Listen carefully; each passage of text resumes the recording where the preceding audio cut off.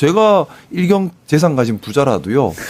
대한민국에서 이걸 해봐야겠는데 생각을 하게 될 것 같고 네. 제가 인도에서 수석으로 졸업한 네. AI 전문가라도 네. 미국이 아니라 대한민국에서 뭔가 나의 미래를 열어봐야겠다 생각을 할 수도 있지 않을까요? 저는 그래서 트럼프가 이렇게 자꾸 사고 쳐주는 게 우리나라 입장에서 나쁘지 않네라는 생각도 좀 들기도 했어요. 기회를 잘 잡으신 거라고 생각합니다. 네, 미국에 도착하자마자 바로 AI 세일즈를 했고 한국을 아시아 AI 수도로 만들겠다. 이거는 이재명이 아니면 힘들 것 같습니다. 저는 정말 탁월한 접근이었다고 생각해요. 뭐냐면 우리가 AI 산업을 발전시킨다면 우리 국내의 인재와 국내의 자본만으로 발전시키는 걸 생각하기가 쉽잖아요. 그렇죠. 근데 그것만 가지고는 AI를 절대 발전시킬 수 있는 토대가 되지는 못해요. 대통령님께서는 그걸 간파하신 거죠. 그래서 적극적으로 세계의 가장 큰 자본 또 세계의 가장 우수한 인재들을 끌어들일 방법을 궁리하시고 이걸 실천하고 계신 거거든요. 만약에 이게 우리가 잘 이루어진다면은 우리 대한민국이 정말 중심 국가가 될 수 있는 좋은 기회라 생각하고요. 이때 우리가 가져야 될 태도, 외국에서 오는 우리가 정말 개방적이고 포용적인 그런 또 공정한 친절한 이런 대한 국민의 모습을 보여줘야 합니다. 네. 그래서 인도 사람들 다르게 생겼다고 뭘 하지 말고 네. 웰컴. 오픈 마인드. 손 한번 잡아주고 어제 길 모르면은 이렇게 길도 안내해주고 또 중국 사람들도 막 적대할 필요 없어요. 그거 왜 그렇게 적대하고 적을 자꾸 만들어요. 너희는 그래라. 근데 우리는 품위 있는 대한 국민이다. 웰컴. 우리의 문화 좋지. 그래 같이 즐기자 하고 받아주고 수용하고 포용적인 문화 그리고 차별하지 않고 공정한 문화 이런 문화를 만들면 해외 인재들이 대한민국에 와서 투자하고 일하고 함께 하고 싶어 하겠죠. 네. 그러면은 AI 산업 같은 경우가 우리 국내 자본, 국내 인재는 부족하더라도 세계 자본과 세계 인재가 모이면서 크게 성장할 수 있는 기반이 된다고 생각하고 이 세계에서 제일 부자인 이 아저씨도 그 점을 본 게 아닌가 싶습니다. 그 1조 너무 7천. 국뽕인가요? 네, 아닙니다. 그게 정말 블랙록이 선택한 대한민국이잖아요. 한국에 앞으로 코리안 디스카운트가 있음에도 불구하고 정말 수십억의 많은 돈들이 투자가 쏟아질 것 같긴 합니다. 경제 굉장히 밝아 보이는데요. 무조건 낙관하기는 힘들어요. 솔직히 말씀드리면 지금 우리나라의 경제 상황은 처참합니다. 사실 좋지 않죠. 정말 힘들어요. 그래서 쉽게 무언가를 약속하기 힘들 만큼 지난 3년간 많은 것이 망가졌더라고요. 저도 경제에 관심이 많다 보니까 이것저것 네. 찾아보니 모든 부분에서 너무 많이 망가졌어요. 근데 대통령님께서는 그래서 더 간절하게 네. 정말 간절하게 구국의 마음으로 경제 살릴 방법을 궁리를 하시는 것이고 그 경제 살린다는 것이 결국 우리 시장 경제의 공정함을 세우고 또 개방적이고 효율적인 경제를 이루고 노동의 가치가 존중받으면서 노동의 유연성도 확보되고 그렇죠. 이렇게 모든 것들을 만들어가는 겁니다. 네. 저는 위기가 기회가 될 수 있다고 생각해요. 위기이기 때문에 그동안 우리가 가지고 있었던 잘못됐던 관행, 잘못된 제도, 잘못된 생각들을 더 바르게 고쳐갈 수 있는 거잖아요. 위기가 아니라면 고칠 마음은 안 되겠지. 저 개인적으로 궁금한 거 있어요. 네. 그러니까 유엔 총회 연설에서 우리가 내란을 종식시키고 함께하는 민주주의를 얘기하셨잖아요. 이재명 대통령. 사실 내란 세력 종식, 이 암흑의 독재에서 지금 빛의 혁명을 같이 만들어간 핵심 인물 중에 하나가 바로 의원님 아닙니까? 되게 감회가 새로우실 것 같은데. 그렇게 말씀 주시니 큰 영광이고요. 저는 우리 대한 국민들을 믿습니다. 그리고 우리 대한민국이 이 민주주의 붕괴 시대의 민주주의의 모범 국가 나아가서 공동체 민주주의라고 제가 이름을 붙이긴 했는데 네. 개인의 이익과 탐욕만을 바라는 민주주의가 아니라 더불어 함께 잘 살면서 정말 나 혼자가 아니라 우리 공동체를 위한 민주주의로 기능하는 성숙한 민주주의의 모범적인 부모국가가 될 것이다. 그걸 우리 대한 국민들의 높은 의식과 실천력으로 해낼 것이다. 그렇게 믿고요. 네, 특정 이념이나 세력의 전유물이 아니라 국민 모두가 주인된 나라를 꿈꾸게 그쵸. 되는 건데 그러면 그때 당시에 사실 용기를 내서 왜냐하면 당의 당론이라고 하고 당 다수가 가면 모두가 노라고 할 때 예스라고 하기가 되게 힘들거든요. 어떻게 그런 결정을 하신 거예요? 어떻게 움직이신 거예요? 궁금해요.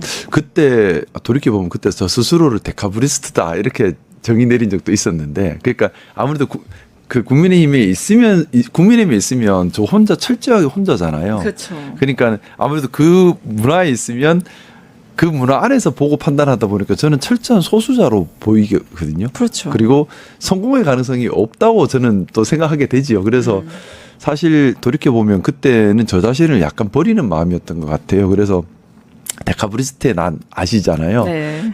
러시아 청년 장교들이 결국에는 비극으로 끝나죠. 근데 저도 그래서 비극으로 끝날 것이다라고 그걸 감수하고 시작을 했던 것 같아요.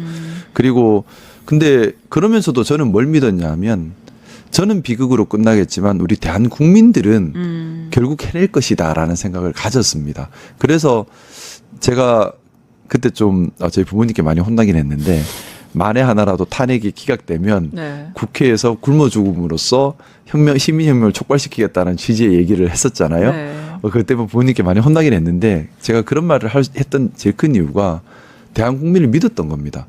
그렇죠. 그러니까 우리 국민들은 반드시 민주주의를 지켜낼 것이다. 지켜낼 것이다. 근데 제가 공동체 민주주의라고 자꾸 얘기를 하는데 네. 서구의 민주주의랑 생각이 달라요. 네. 뭐냐면 서구의 민주주의 시위들을 보면 네. 시민혁명들 촉발 이런 것들을 보면 세금 내기 싫어하고 쫓아나오거나 아니면 내 이익 때문에 쫓아나오거나 네. 그게 시민의 힘으로 포장되면서 약간 거친 시민혁명으로 가거든요. 그래서 네. 서구의 민주주의들 특징 보면 철저하게 개인 이익 지향이에요.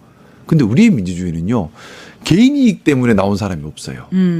그렇잖아요. 비세혁명 때 내가 뭐 돈 벌려고 나온 사람 아무도 없어요. 네, 아시지만 공동체 민주당이 때문에 그때 나왔어. 빛의 혁명을 이끌었는데 사실 대표가 제시하는 비전이나 방향이 마음에 안 들면 같이 하지 않을 수도 있잖아요. 네네. 대선 때 이재명 대통령 후보 지지도 하시고 함께 선거 유세도 하셨는데 네. 왜 하신 거예요? 저는 이재명 대통령님에 대해서 연구하고 알아갈수록 네. 놀랍도록 완벽하게 이재명 대통령님의 생각과 저희 생각이 똑같아요. 지금까지 이재명 대통령님이 하신 말씀이나 생각이 제 생각과 조금이라도 어긋난 게 하나도 없었어요. 네, 놀랍도록 김상욱이 보는 이재명은 어떤 사람이에요? 제가 보는 이재명 대통령님은 첫 번째는 상당히 마음의 힘이 강해서 내공이 있는 사람이다. 왜냐하면 공격을 많이 받으면 사람은 그렇죠. 경직되게 마련인데 대통령님께서는 공격을 받으면 받을수록 유연해집니다. 네. 생각의 유연함이 더 커져요. 생각의 유연함이 커지다는 건 마음의 힘이 엄청나게 있다는 거거든요. 정말 강한 사람인 그게 거죠. 아니면 마음 약한 사람은 공격받아 단단해져 버려요. 네. 근데 마음 강한 사람은 공격자 받을수록 유연해지고 커집니다. 그릇은 만들어지는 게 아니라요. 고통 속에서 찢어지면서 커지는 거거든요.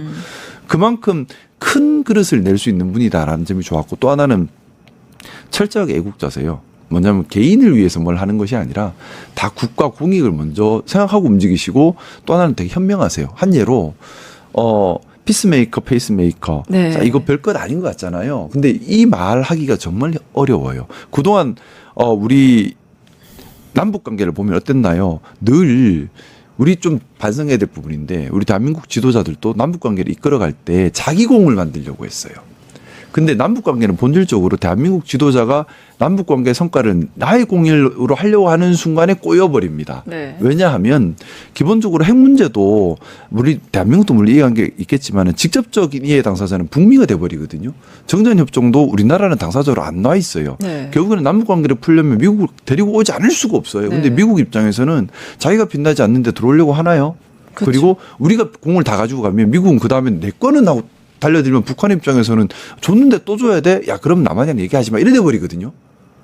그래서 사실은 남북관계 접근의 기본 시작은 우리가 빛나려고 하지 않아야 한다는 점인데 그런 점에서 피스메이커, 페이스메이커를 그러니까 딱 정확하게 핵심을 찝으신 거예요.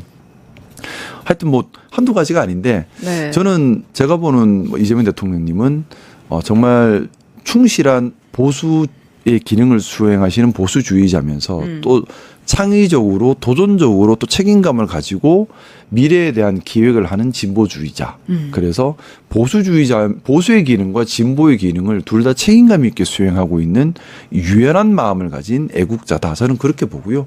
거기에 많은 경험과 현명함이 덧붙여졌죠. 그래서 저는 참 많이 배우고 있습니다. 기본적으로 생각하는 방향과 가치관과 사고의 틀, 기준 이런 것들이 저랑 제가 보기에는 완전히 저랑 같으세요. 그러니까 제 입장에서는 근데 저보다 더 현명함과 경험을 갖추고 계시지 않습니까? 그러니까 너무나 배울 수 있는 네. 그대로 그냥 스승 삼으면서 배워가고 있는 그런 느낌입니다. 예, 말씀하시는 것만 들어도 이재명 대통령에 대한 그 존경심이나 그 좋아요. 경애의 마음이 어느 정도인지 눈빛으로 매우 강하게 저는 참 너무 느껴집니다. 좋아요.